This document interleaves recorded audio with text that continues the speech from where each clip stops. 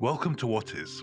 Today we're diving into a topic that makes most people's brains feel like they've been dropped into a blender and set to puree. It's the bedrock of modern physics, the bane of Albert Einstein's existence, and the reason why, at the most fundamental level, the universe is a giant cosmic game of I don't know maybe. We're talking about the Heisenberg Uncertainty Principle. Now, before you click away because you saw the word physics, let me promise you two things. One, there will be no surprise midterm exams. Two, by the end of this, you will understand why the very fabric of reality is surprisingly blurry. But before we get to the blur, we have to go back to a time when everyone thought they had the universe figured out. A time when the universe was considered a giant, predictable clock. To understand the uncertainty principle, we have to first understand the man who broke the clock, Werner Heisenberg. Part 1: Origins, the hay fever revolution. In the early 1920s, physics was in a bit of a midlife crisis. For centuries, Sir Isaac Newton reigned supreme. His laws of motion were perfect. If you knew where a ball was and how fast it was moving, you could predict exactly where it would be in 10 seconds, 10 years, or 10 centuries. It was the era of determinism. The universe was a machine, and if you had a big enough calculator, you could map out the entire future. Then came the atom. Scientists like Niels Bohr had proposed a model where electrons orbited the nucleus like planets around the sun. It was neat, it was tidy, it was also wrong. The deeper physicists looked, the more the clockwork universe started to rattle and smoke. Electrons weren't behaving like planets. They were jumping around, disappearing and reappearing, and acting like they'd had way too much espresso. Enter Werner Heisenberg. In 1925, Heisenberg was a 23-year-old German physicist with a massive brain and an even more massive case of hay fever. His allergies had gotten so bad that his face swelled up until he looked like he'd gone 10 rounds with a heavyweight boxer. To escape the pollen of Gothenburg, he fled to a desolate, treeless island in the North Sea called Heligoland. There, alone on a rock in the middle of the ocean, with nothing but the wind and his own sneezing, Heisenberg did something radical. He decided to throw away everything we thought we knew about atoms. He said, if we can't see the electrons orbiting like planets, let's stop pretending they do. Let's only work with what we can actually observe. He spent the nights climbing rocks and the days doing maths so complex it hadn't even been fully integrated into physics yet. He was inventing what we now call matrix mechanics. When he finally crunched the numbers, he realized that the math worked, but it had a very strange quirk. In normal math, 2 times 3 is the same as 3 times 2. In Heisenberg's math, the order mattered. If you multiplied position by momentum, you got a different answer than if you multiplied momentum by position. At first, he thought this was a mistake. How could the order of multiplication change the result? But as he recovered from his hay fever and returned to the mainland, he realized it wasn't a mathematical error. It was a hint. Nature was trying to tell him that there is a limit to what we can know. Part 2: Development, the Microscope of Doom.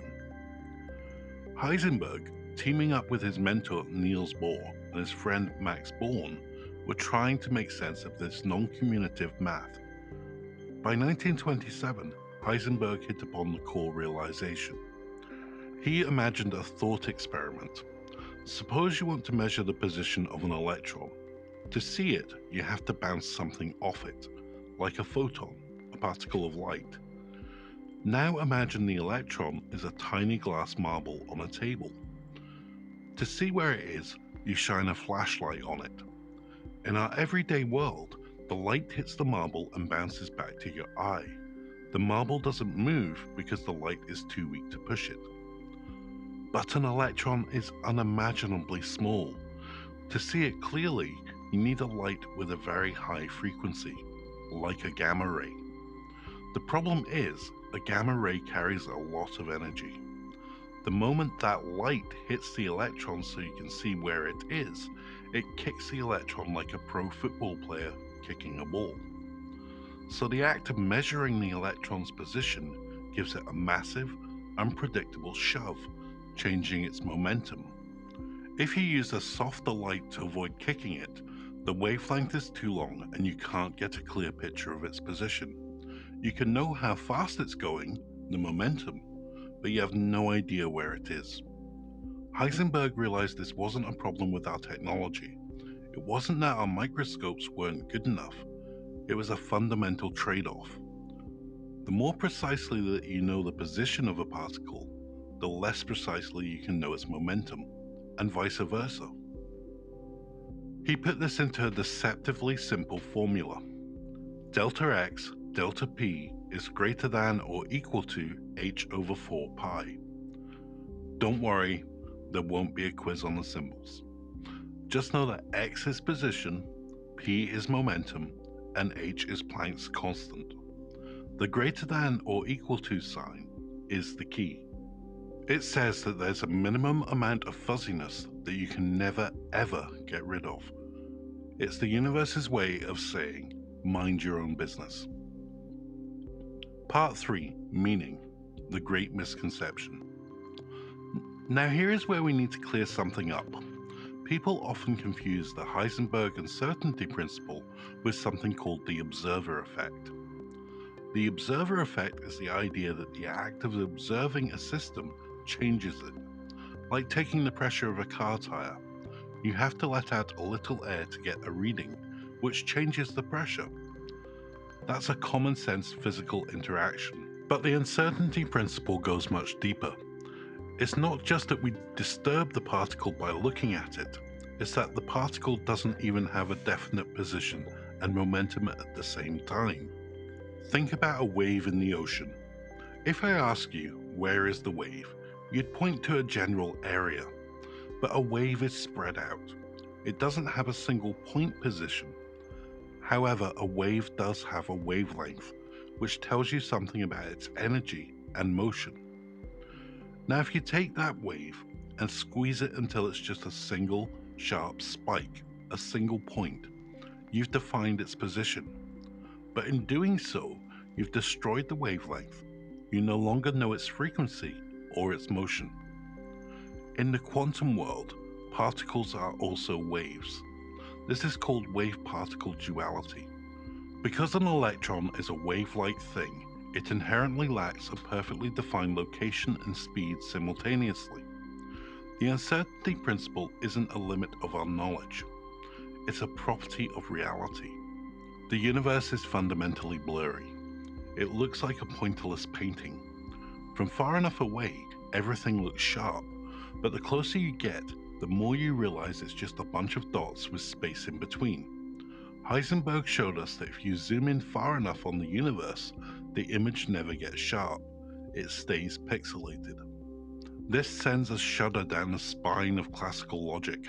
It means at the most basic level, the universe is not made of things with locations. It's made of probabilities. Part 4, Importance, the death of the clockwork universe. Why does this matter? Why did it make Albert Einstein so angry he spent the rest of his life trying to prove Heisenberg wrong? Well, because it kills the idea of total predictability. In Newton's universe, if you knew the position and the velocity of every atom in a person's body, you could, in theory, predict exactly what they would do next Tuesday at 4:13 p.m. There was no room for chance. There was no room for true randomness. Everything was a consequence of what came before. Heisenberg's principle says no. Since we can never know the exact present state of the universe, because we can't know both position and momentum, we can never accurately predict the future. Not just because we're not smart enough, but because the information literally does not exist. Einstein famously responded to this by saying, "God does not play dice with the universe." To which Niels Bohr reportedly replied, "Einstein, stop telling God what to do." The uncertainty principle shifted the goal of physics. We stopped trying to predict exactly what will happen and started calculating the probability of what might happen. This birthed the Copenhagen interpretation of quantum mechanics, which remains the standard, though darkly mysterious, way to understand the subatomic world today. It also introduced the concept of quantum fluctuations. If you have a tiny enough region of space and a tiny enough window of time, the uncertainty principle says that the energy can fluctuate wildly. In fact, empty space isn't actually empty. It's a bubbling cauldron of energy where particles pop in and out of existence, all because the universe isn't quite sure how much energy is supposed to be there at any given microsecond. Without uncertainty, the universe as we know it could not exist. There would be no stars, no planets, and definitely no humans. Part 5. Implications and Further Development. The tech in your reception. So is this all just philosophical navel-gazing? Does it affect your actual life, or is it just something physicists talk about to feel important at parties? Actually, you're using the Heisenberg Uncertainty Principle right now. Consider the transistor. It's a tiny switch inside your smartphone and computer. There are billions of them on a single chip. They work by controlling the flow of electrons. As we make transistors smaller and smaller, we run into a problem: quantum tunneling. Quantum tunneling is the direct result of the uncertainty principle. If an electron is approaching a barrier, its position is blurry. There's a small but real probability that its position is actually on the other side of the barrier. It tunnels through a wall that should be solid. Engineers have to account for this uncertainty to make your iPhone work. If they didn't understand Heisenberg's math, the electrons would leak out the circuits like water through a sieve, and your phone would be nothing more than an expensive glass-covered brick. Then there's the MRI machine.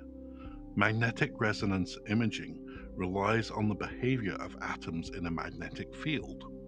The precision which we can map your internal organs is limited by, and fundamentally described by, quantum mechanics and its inherent uncertainties.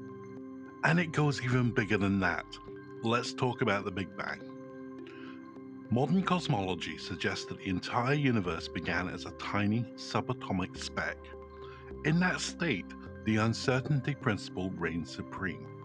The massive structures we see today, galaxies, clusters of stars, are actually the result of quantum fluctuations from the beginning of time. These tiny ripples of uncertainty were stretched by the expansion of the universe into giant clouds of gas that eventually collapsed into stars. We are literally the children of cosmic blurriness. If the universe had been perfectly certain and ordered at the start, there would be no clumps. No clumps means no stars. No stars mean no planets. No planets mean no life. No life means no What Is YouTube channel. It would just be a very boring, perfectly smooth soup of hydrogen. Furthermore, Heisenberg's work paved the way for quantum electrodynamics, or QED, and the standard model of particle physics. It led to the discovery of antimatter. It led to Stephen Hawking's theory of Hawking radiation, which suggests that black holes aren't completely black, but leak radiation because of, well, you've guessed it, quantum uncertainty at the event horizon. The development continued through the 20th century, leading us to quantum entanglement, what Einstein called spooky action at a distance. While Heisenberg dealt with the uncertainty of a single particle, entanglement shows us that two particles can have their uncertainties linked, no matter how far apart they are. We are currently in the middle of a second quantum revolution. We are building quantum computers that don't use bits, ones or zeros, but qubits, which exist in a state of uncertainty until they are measured. These computers have the potential to solve problems in seconds that would take our current best supercomputers millions of years. All of this because Werner Heisenberg had a bad case of hay fever on a rocky island and realized that not knowing was the most important thing of all. Part 6. Embracing the Blur. The Heisenberg Uncertainty Principle is more than just a math equation. It's a perspective shift. It tells us that the universe is not a rigid cold machine. It's a place of potential. It's a place where, at the very deepest level, there's always room for the unexpected. It humbles us. It shows us that there are hard limits to human knowledge. We often think that as science progresses, we will eventually know everything. We will have the theory of everything. But Heisenberg shows us that the everything itself is built on a foundation of maybe. The uncertainty principle teaches us that precision isn't always the goal. On a human level, we often struggle with uncertainty. We want to know exactly what's going to happen tomorrow. We want to know exactly where we stand. But nature tells us that a little bit of blurriness is necessary for complex, beautiful things to happen. If everything was perfectly certain, everything would be static. It's the wobble in the atoms that allows chemistry to happen. It's the wiggle in the quantum fields that creates matter. So next time you feel like your life is a little chaotic, or you're not sure where you're going, just remember, that's how the universe likes it. Even the atoms you're made of aren't quite sure where they are. They've been doing just fine for 13.8 billion years. Heisenberg once said, "The first gulp from the glass of natural sciences will turn you into an atheist, but at the bottom of the glass, God is waiting for you." Whether you find God or just more math at the bottom of that glass, one thing is for sure, it's going to be a bit out of focus. Thank you for joining us on this deep dive into the wonderful fuzzy heart of reality. If you enjoyed this exploration of Heisenberg's uncertainty principle, make sure to hit that like button, or at least have a high probability of hitting it. What other what is questions are keeping you up at night? Let us know in the comments below. Don't forget to subscribe and ring the bell so you never miss an episode. This is What Is, and we'll see you in the next one. Probably. Actually, definitely. Well, within a certain margin of error. See you soon.